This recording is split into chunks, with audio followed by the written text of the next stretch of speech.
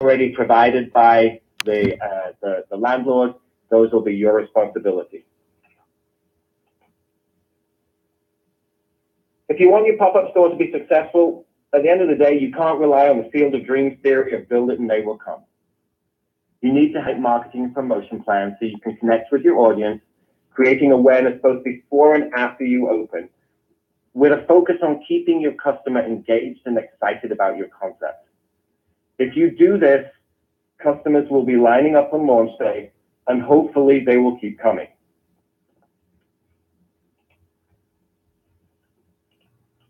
There are many tactics to marketing and promotion, some of which are no cost or low cost, and others vary in price. Social media is probably the least expensive, and you may already have your own platform with a customer following where you can promote your pop-up store. Similarly, if you have a customer email listing, you could send a series of email blasts both before and during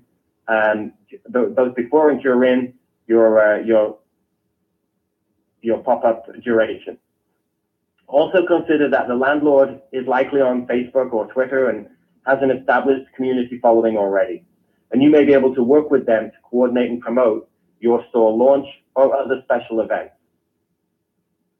Bear in mind as well that leaflets and flyers work too. You probably know a couple of teenagers in your neighborhood, and maybe they're even your teenagers, who might be able to go door to door and put flyers in mailboxes around the local neighborhood. But if you're thinking about putting flyers on windscreens in your mall that you're in, know that you may need to ask for landlord permission before you do that. More expensive options such as online marketing or TV and radio commercials, they may be beyond your budget as a pop-up, but being resourceful is key here. Who knows, if you build enough excitement in your product, you may end up being featured in the local news or being discussion items on the morning breakfast show on the radio. At the end of the day, it's all about creating and maintaining interest in your concept. And if you can do that, you'll have a successful pop-up.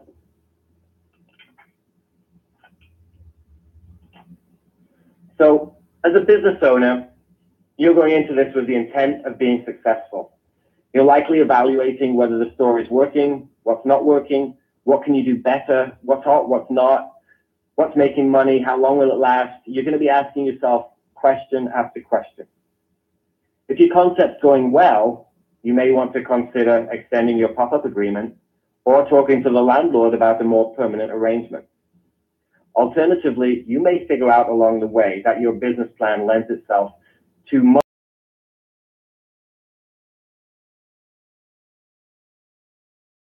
and research the next pop-up market that you're going to hit and do it all over again.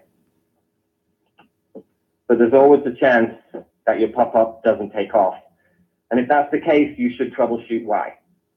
Common failures often include dead zones, where you're at the wrong end of the mall or you're stuck in a poor visibility location and your customers can't find you.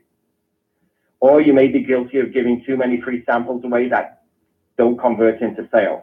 And as a result, you end up with a bunch of freeloaders draining your inventory. Or your marketing plan just didn't work out. Or maybe it started off great and fizzled out. Or maybe it failed to reach or connect with your audience entirely. You've got to figure out if you're to do it again, how would you connect? Lastly, maybe you experienced good foot traffic, maybe you even had great sales, but you didn't make a whole lot of profit because you're paying too much in rent, or you overspent on your store fit out, or you underestimated your business costs. But the saving grace in your failure here is you were only ever in a short-term pop-up agreement, and as such, you had limited exposure and limited monetary risk.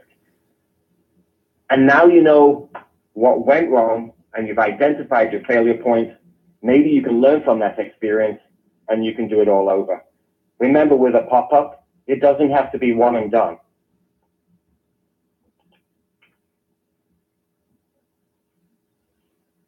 So I made mention earlier of Warby Parker. They're actually a Seattle-based company who started as an online concept selling trendy eyeglass frames at an affordable cost. Their online sales boomed.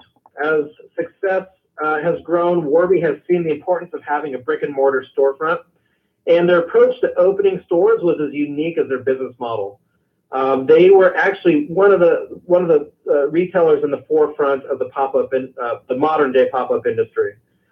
By utilizing their online shipping and database information, Warby determined where their online sales were the strongest and focused their pop-ups in those markets.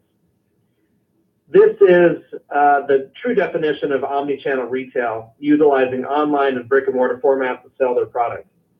Today, Warby Parker has taken it a step further by using both online and pop-up sales information to determine locations for their long-term and permanent stores. This careful strategy is proving to be their success and actually could be utilized by any retailer out there in any concept as a test model for how a pop-up could potentially be used. Well, thank you for taking the time to listen to our presentation here. We also like to thank SCORE and SBA for this opportunity. I'm excited about the pop-up model and the evolution of the pop-up, and look forward to seeing it continue to be a successful part of retail as a whole.